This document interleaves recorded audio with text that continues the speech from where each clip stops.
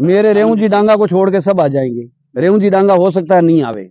क्या ऐसा reason reason कुछ नहीं है, उनको रीजन कुछ नहीं है, क्योंकि पिछले चुनाव में तो आप उनके साथ थे। मैं साथ में था, पर हो सकता है वो नहीं आवे उनको, क्योंकि उनको यूं लगता है कि भाई मेरी टिकट काट दी, इसलिए नहीं हुआ हो सकता है। बाकी सब के सब लोग एक साथ रहेंगे, मुझे 100% विश्वास है। पुराने लोग सब के सब मिल के साथ में रहेंगे, मिर्जा परिवार भी साथ में रहेगा।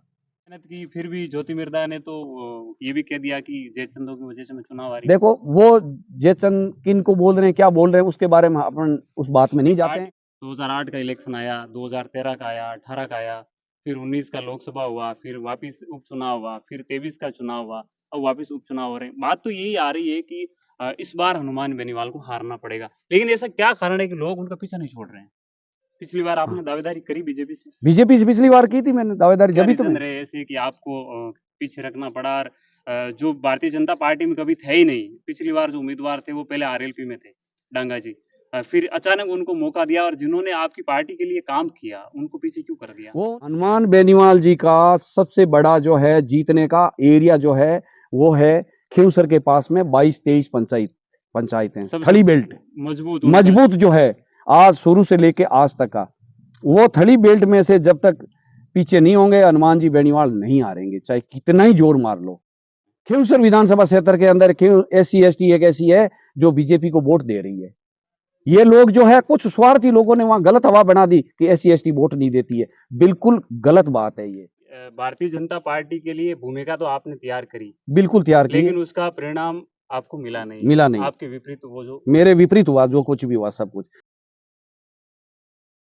नमस्कार, मैं हरिराम और आप देख रहे हैं द सरफेस न्यूज। आजकल विधानसभा के जो उपचुनाव है उनकी चर्चाएं जोरों शोरों पे चल रही हैं। राजस्थान में भी 6 सीटों पर विधानसभा के उपचुनाव होने हैं और उपचुनावों को लेकर सरकार लगातार बैठकें कर रही है और अपनी अपनी रणनीतियां तैयार कर रही है कि किस तरह चुनावों को और कब करवाया जाए। इसी चुनाव की बात करें तो हम नागौर जिले की एक विधानसभा है खियूसर, जहां से हनुमान बेनीवाल सांसद बन गए, तो ये सीट यहाँ पे खाली हो गई थी और यहाँ पर भी चुनावों की तैयारियां सारी पार्टियां अपने अपने तरीके से कर रही है। ऐसे में देखा जाए तो कांग्रेस हो, बीजेपी हो या आरएलपी, तीनों पहले से यहाँ पे चुनाव लड़ रहे हैं और पिछली बार भी निर्दलीय प्रत्याशी के तौर पे भी यहाँ लोगों ने चुनाव लड़ा। लेकिन इस बार ये मुकाबला कहीं थोड़ा अलग तरीके का यहाँ पे देखने को मिलेगा, क्योंकि यहाँ पे भारतीय जनता पार्टी, कांग्रेस, आरएलपी के अलावा भी एक व्यक्तित्व है जो चुनाव लड़ने की पूरी तैयारी कर रहे हैं। उनका नाम है श्री भागीरथ डूडी।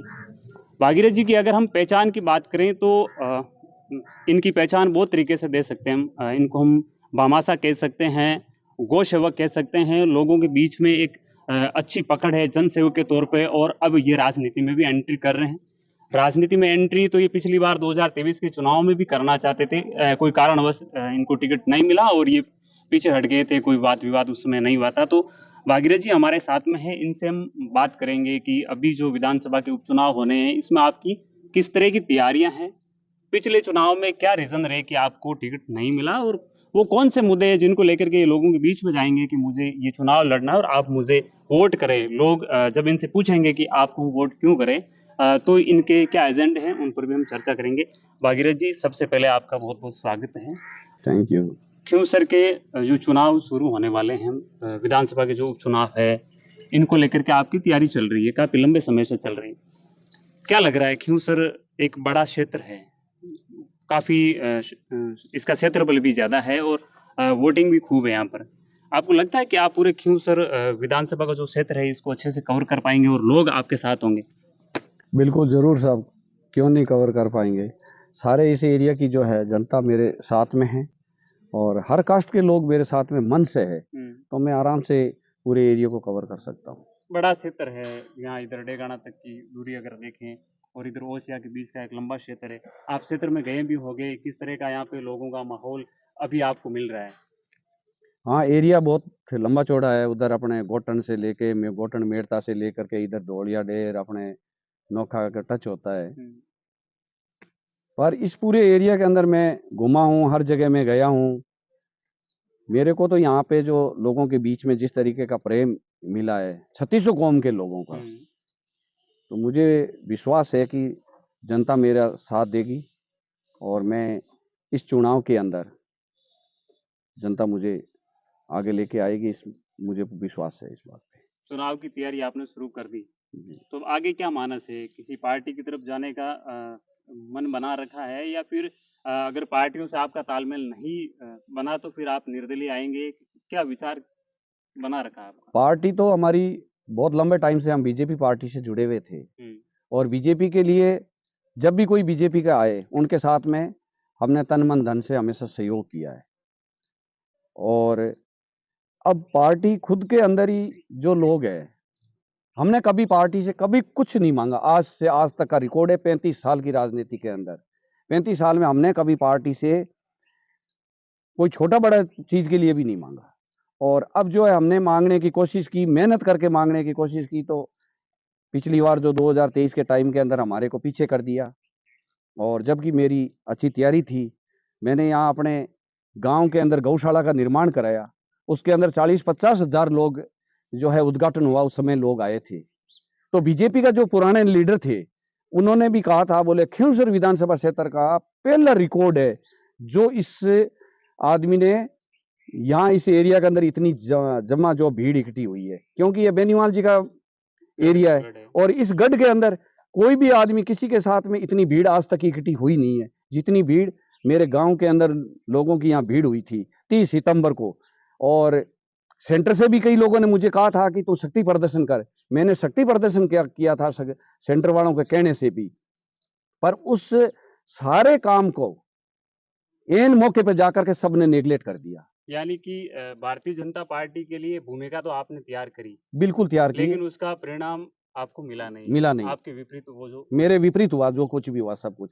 उसको भी उसके बाद में भी मेरे मन के अंदर ये नहीं रहा, चलो ठीक है कोई बात नहीं, उन लोगों की पार्टी का निर्णय है, टिकट दे दिया वहाँ भी है। उसके बाद में वहाँ से लेके एमपी का चुनाव हुआ, बीच में कही है। तो हम जो कार्यकर्ता है, जो हम सिपाही है पार्टी के लिए, हमारे को हर जगह नजरअंदाज किया जा रहा है। पिछली बार हाँ, आपने दावेदारी करी बीजेपी से? बीजेपी से पिछली बार की थी मैंने दावेदारी, क्या जब भी तो रीजन मैं रहे ऐसे कि आपको पीछे रखना पड़ा? और जो भारतीय जनता पार्टी में कभी थे ही नहीं, पिछली बार जो उम्मीदवार थे वो पहले आरएलपी में थे, डांगा जी। फिर अचानक उनको मौका दिया, और जिन्होंने आपकी पार्टी के लिए काम किया उनको पीछे क्यों कर दिया? वो उन्होंने अपने आरएलपी छोड़ के आए।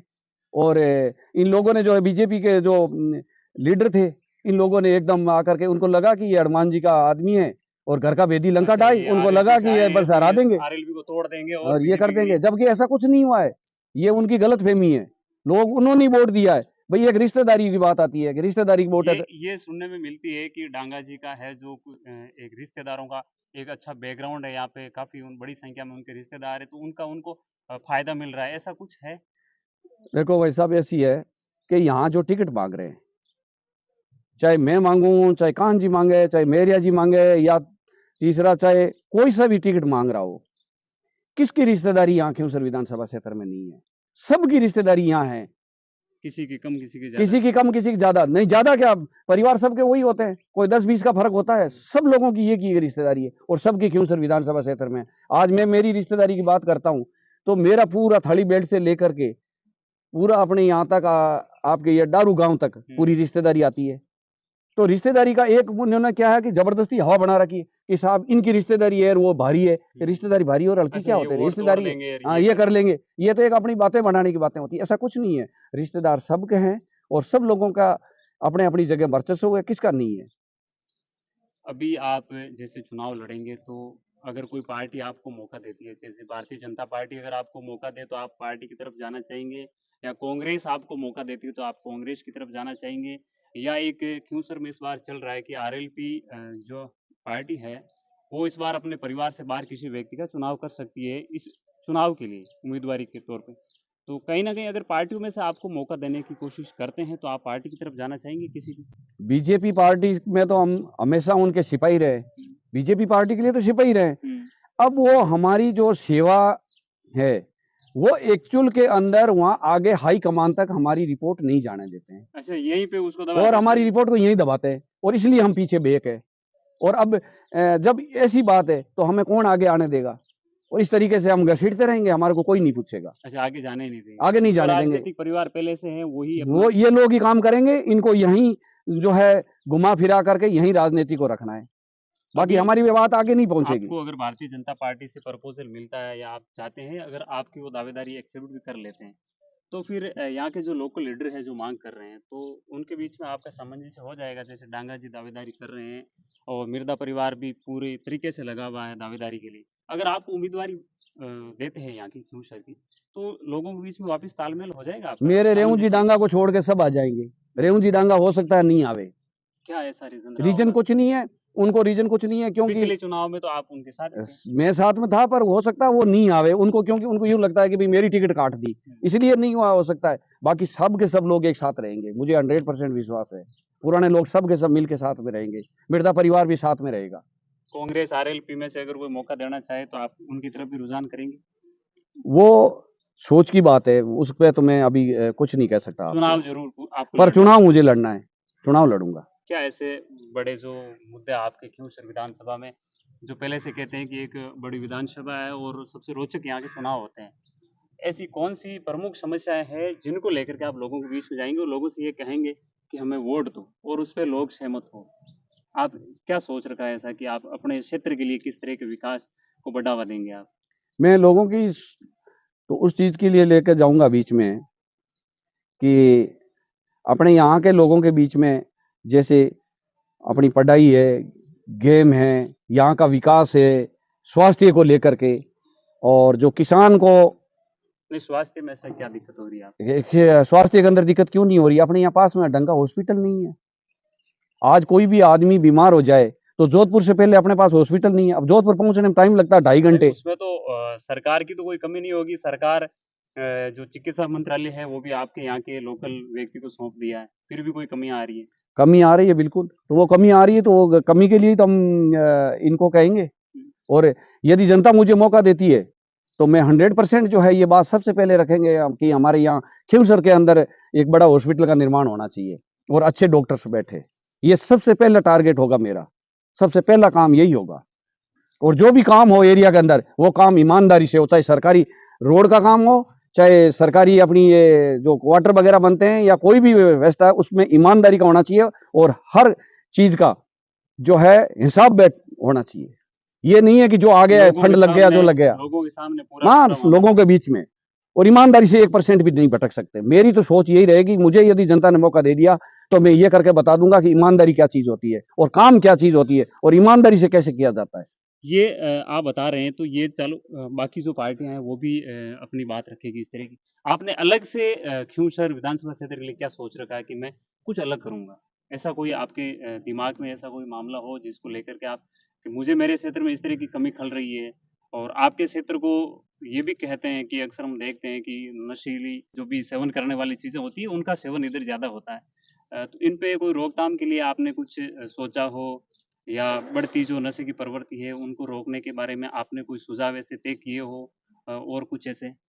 देखो, समाज के अंदर, समाज परिवार, इनमें कोई भी यदि नशे की प्रवृत्ति है, ये तो बहुत बेकार चीज है। इस चीज से हमें ऊपर उठना है और सब लोगों के अंदर, सबसे ज्यादा जो पढ़े लिखे बच्चे हैं, युवा पीढ़ी है, उनको जागृत करना है। वो लोग ही इस नशे की प्रवृत्ति को हटा सकते हैं। शिक्षा का क्या स्तर है खियूसर का? शिक्षा का स्तर अच्छा नहीं है, क्योंकि लेकिन सरकारी स्कूलों के अंदर पूरे टीचर नहीं है। ये सबसे बड़ी कमी है। लेकिन एक तो ये भी है ना कि बाकी जो विधानसभा है उनसे अगर खियूसर को कंपैरिजन करें तो यहाँ पे कॉलेज भी तो ज्यादा है। बाकी विधानसभा है उनसे अगर हम कंपैरिजन करें तो यहाँ पे कॉलेज की संख्या भी ज्यादा है, और कहते हैं कि एजुकेशन अच्छी है, लेकिन उसकी वास्तविक सच्चाई क्या है? वास्तविक सच्चाई में देखो, पिछले 3-4 साल से जो मैं देख रहा हूँ, कई सरकारी स्कूलों के अंदर देखा है मैंने, 12वीं क्लास की स्कूलें हो चाहे 10वीं की हो, रियल के अंदर ये है कि सरकारी स्कूलों के अंदर पूरा स्टाफ नहीं है। एक एक प्रोफेसर को 3-3 2-2 सब्जेक्ट एक साथ पढ़ाना पड़ता है। मेरे खुद के गांव की देखो, प्रिंसिपल साहब है, वो 2-3 सब्जेक्ट पढ़ा रहे हैं, साइंस के अकेले पढ़ा रहे हैं। इतने ऑनेस्ट और इतना बढ़िया प्रिंसिपल मिला हमारे को, और अब वो करे क्या, अकेला आदमी पढ़ाए। अब सारे सब्जेक्ट पे मास्टरी नहीं होती है, कोई भी कितना ही बड़ा प्रोफेसर हो, एक सब्जेक्ट है। तो ये जो चीज है आज हमारे लिए, जो समाज परिवार सबके लिए सबसे ज्यादा जो जरूरी है वो है शिक्षा। और शिक्षा में यदि सुधार नहीं है तो हम बहुत पीछे हैं। यहाँ पे पानी है उसका भराव हुआ है, बाढ़ की स्थितियाँ यहाँ पे पैदा हुई है। कुछ जनहानि का तो यहाँ पे नहीं सुना, लेकिन बाकी और भी क्षति यहाँ पे हुई है। क्षेत्र का भी दौरा किया आपने अभी, हमने देखा है कुछ लोगों को आपने आर्थिक मदद भी करी है। अभी क्या स्थिति बन रखी है फ्यूचर की? देखो, आर्थिक मदद की है तो ये कोई एहसान नहीं है, ये अपना नैतिक कर्तव्य है कि किसी आदमी, कोई गरीब आदमी का मकान ढह गया, कोई चीज अनहोनी हुई है, तो उसके लिए अपने को आगे आना, अपने हो सकता है उसके लिए आर्थिक मदद करनी चाहिए, ये तो अपना नैतिक कर्तव्य है, ये कोई एहसान की बात नहीं है। बाकी इस एरिया के अंदर अपन ये देखा है, बाढ़ की स्थिति भी बन गई थी। लोगों के अंदर आपस में यहाँ हेल्प नेचर के लोग खूब है, मदद करना खूब पसंद करते हैं, ऐसी बात नहीं है। पर जैसे राजनीतिक में होकर के यदि हम लोग इनका, हमारे एरिया का जैसे पानी का एक सिस्टम, स्थायी समाधान, हाँ स्थायी समाधान होना चाहिए। जब भी पानी हो तो एक साइड में जाने के लिए मतलब एक प्रॉपर रास्ता हो, और जब भी कोई बारिश वगैरह ज़्यादा हो तो उससे लोगों का नुकसान नहीं हो। जैसे अब की बार कई जैसे कि लोगों के घर ढह गए, मकान ढह गए, उनके अंदर एक दो अनहोनी घटना भी हुई है, ऐसी बात नहीं है, जिसमें एक लड़का ख़त्म भी हो गया था और एक के पेट में लीवर में दिक्कत हो गई थी, एक उनकी माँ का जो है हाथ टूट गया था। ऐसी बातें जो होती है, आदमी इंसान चला जाता है तो बहुत बड़ी हानि होती है। मकान वगैरह तो इंसान जिंदा रहेगा तो और बना लेगा, तो इन चीज़ों पे हमें कंट्रोल करना चाहिए। आपको कोई पार्टी मौका देती है तो आपको लगता है आप यहाँ का मुकाबला रोचक बना देंगे? बिल्कुल बना देंगे। कैसे? और मैं क्या बनाऊंगा, जनता बनाएगी।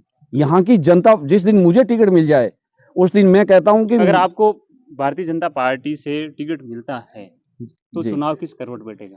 भारतीय जनता पार्टी यदि टिकट देती है तो मुझे विश्वास है, और सबसे बड़ी बात है जनता को विश्वास है। जनता को तो पिछली बार भी विश्वास था कि डूडी को यदि टिकट मिलती है तो इस बार बीजेपी की सरकार के अंदर जो है अपनी भूमिका रहेगी। पर एन मौके पे इन लोगों ने जो है टिकट काट दी, उसका खामियाजा भुगतना पड़ा। ये आप कह रहे हैं कि यहाँ के लोग कह रहे हैं, ये हम 2008 के इलेक्शन के बाद भी सुन रहे हैं। 2008 का इलेक्शन आया, 2013 का आया, 18 का आया, फिर 19 का लोकसभा हुआ, फिर वापस उपचुनाव हुआ, फिर 23 का चुनाव हुआ, अब वापस उपचुनाव हो रहे हैं। बात तो यही आ रही है कि इस बार हनुमान बेनीवाल को हारना पड़ेगा, लेकिन ऐसा क्या कारण है कि लोग उनका पीछा नहीं छोड़ रहे हैं? देखो साहब, सबसे बड़ी बात तो है एक तो कि लोगों के बीच में उनकी किस तरह की अभी अपन पकड़ है। बीजेपी पार्टी की जो बात कर रहे हैं, आज बीजेपी पार्टी के लिए सबसे बड़ा वोट बैंक कौन जुड़ा है पिछले टाइम से? SC ST। क्यों सर? में क्यों सर? विधानसभा क्षेत्र के अंदर क्यों SC ST एक ऐसी है जो बीजेपी को वोट दे रही है। ये लोग जो है, कुछ स्वार्थी लोगों ने वहां गलत हवा बना दी कि SC ST वोट नहीं देती है। बिल्कुल गलत बात है ये। SC ST वोट देती है, आपने ये कहा है। हाँ, कांग्रेसी वोट है, वो अभी आज बीजेपी को दे आज रहे हैं। जैसे कि SC ST का भारत बंद का आंदोलन चल रहा है, एक रिजर्वेशन में वर्गीकरण को लेकर के, और क्रीमी लेयर का जो मामला चल रहा है, उससे वो भारतीय जनता पार्टी से भी नाखुश नजर आ रहे हैं आज। तो अगर आपको बीजेपी उम्मीदवार बनाती है तो वो लोग आपके साथ में कैसे मेरे लगेंगे? साथ जी जान से लगेंगे। नहीं, कहने की उनका एक अलग मुद्दा है ना। मुद्दा उनका तो एक ही है, वो तो कहते हैं कि क्योंकि मैं इन लोगों के बीच में रहता हूँ, हर काम के अंदर, सुख दुख के अंदर मैं साथ में रहता हूँ। कभी कोई भी काम हो, मेरे से जो जितना होता है मैं हमेशा बीच में रहता हूँ। और इन लोगों की तो आज भी सोच यही है कि भागीरथ डूडी को आप, मैं नहीं पूछता, आप चाहे जनता के अंदर पूछ लो, SC ST का एक ही सोच है। वो मेरे को यदि टिकट मिलती है मेरे साथ आएंगे बीजेपी के अंदर और खुल जम के वोट देंगे। फिर भी और देंगे। पिछली बार ज्योति जी खड़े हुए अभी, जबकि इतनी लोकसभा में, बड़ी, इसी हाँ लोकसभा लोकसभा के अंदर, जबकि इतनी बड़ी नाराजगी हो गई थी, अब की बार सेंटर से कई बातें आ गई थी कि साहब जो है SC ST के साथ में कानून का वो हो रहा है, कई चीजें ऐसे आरक्षण खत्म अफवाहें हो करेंगे, जाती है, संविधान में बदलाव और करेंगे। इस समाज के अंदर एक मतलब बड़ा जोश हो गया था। खिवसर विधानसभा स्पेशल में, मेरे यहाँ 8 विधानसभा थी, मैं 8 विधानसभा की बात नहीं कर रहा नागौर में, मैं सिर्फ खिवसर विधानसभा क्षेत्र की बात कर रहा हूँ, क्योंकि हम काम यहाँ कर रहे हैं, पूरी विधानसभा में नहीं कर रहे हैं, क्योंकि हमारा दायरा खिवसर विधानसभा क्षेत्र, और इस एरिया के अंदर हम पार्टी के लिए लोगों के बीच में क्या कर सकते हैं वो हमारा काम है। तो खिवसर विधानसभा क्षेत्र में यहाँ स्पेशल मीटिंग हुई थी SC ST की अपने खिवसर में, और ज्योति जी को SC ST ने, खिवसर विधानसभा क्षेत्र की SC ST ने लिख के दिया था कि हम भागीरथ डूडी के नेतृत्व में ज्योति जी मिर्दा को समर्थन दे रहे हैं। अच्छा, सीधा उनको नहीं दिया, आपके नेतृत्व में हाँ, उनको क्या समर्थन कहा दे है, रहे हैं?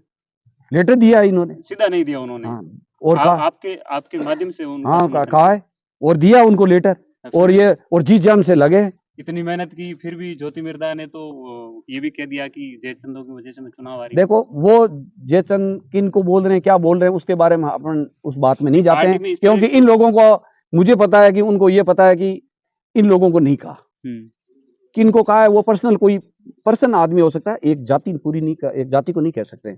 आप चाहे जाट हो, राजपूत हो, चाहे SC ST में, चाहे मेघवाल वगैरह हो, कोई जाति के लिए नहीं हुआ। वो हो सकता है उनका कोई पर्सनल मामला हो, अपन उनको किसी ने कह दिया हो, मैं नहीं, उसमें अपन चर्चा नहीं करेंगे, क्यों, हमें जिस चीज़ का आइडिया नहीं है में अपन क्या बात करें। तो फिर अगर पार्टियां नजरअंदाज कर भी देती है तो आपका चुनाव लड़ने का फाइनली मानस बना चुका है, आप बिल्कुल चुके हैं, बिल्कुल चुनाव लड़ेंगे लड़ेंगे, किसी भी तय। बिल्कुल, तो क्योंकि हमारी भी पूरी रिश्तेदारी की बात करो तो आज पूरी रिश्तेदारी हमारी भी यही है, और मजबूत रिश्तेदारी है पूरी। ये थली बेल्ट जो है, हनुमान बेनीवाल जी का सबसे बड़ा जो है जीतने का एरिया जो है, वो है खिवसर के पास में 22-23 पंचायतें, थली बेल्ट मजबूत जो है, आज शुरू से लेके आज तक का, वो थली बेल्ट में से जब तक पीछे नहीं होंगे हनुमान जी बेनीवाल नहीं हारेंगे, चाहे कितना ही जोर मार लो। अच्छा, उनका एक ये मजबूत पक्ष है कि वो थली बेल्ट से अगर मजबूत है तो मजबूत ही रहेंगे, और 15 से 20 हजार की लीड लेते हैं, तो इस बेल्ट को तोड़ना पड़ेगा, बस ये बेल्ट है। और इस बेल्ट के अंदर जब तक ये नहीं टूटेगा तो नहीं है। ये बेल्ट आपका भी मजबूत है? बिल्कुल, मेरा 100% मजबूत है। अगर फिर RLP आपको दावेदारी दे देते हैं तो फिर तो चुनाव बड़ी लीड से आप निकाल सकते हैं फिर RLP से। वो तो देखो RLP होने के बाद में बेल्ट मजबूत है ना, डबल फायदा हो जाएगा। वो तो है ही, पिछली बार आपने मेहनत की, फायदा डांगा जी को हुआ, बिल्कुल, तो वो लोभी अगर आप RLP में लेके जाते हैं तो ये तो अंतराल बहुत बड़ा हो जाएगा। वो तो फायदा तो होता ही है, इसमें क्या है भाई, आज पूरी दो लॉबी एक साथ मिलती है तो फायदा तो लंबा होता ही, इसमें क्या बात। डूडी जी हमारे साथ में हैं, खिवसर विधानसभा के उपचुनाव होने हैं, अभी तारीखों का ऐलान बाकी है। तैयारियां इन्होंने अभी से शुरू कर दी, भारतीय जनता पार्टी के लिए खूब मेहनत की, फिर इनको टिकट नहीं मिला, बिना विद्रोह किए पार्टी के साथ में इन्होंने काम किया। इस बार भी दावेदारी जरूर पेश करेंगे, अगर वो टिकट देते हैं, नहीं देते तो चुनाव लड़ेंगे। कोई दूसरी पार्टी अगर इन पे भरोसा जताएगी तो उनके बारे में विचार विमर्श ये करेंगे, अपने लोगों के साथ में बैठ करके वार्ता करके।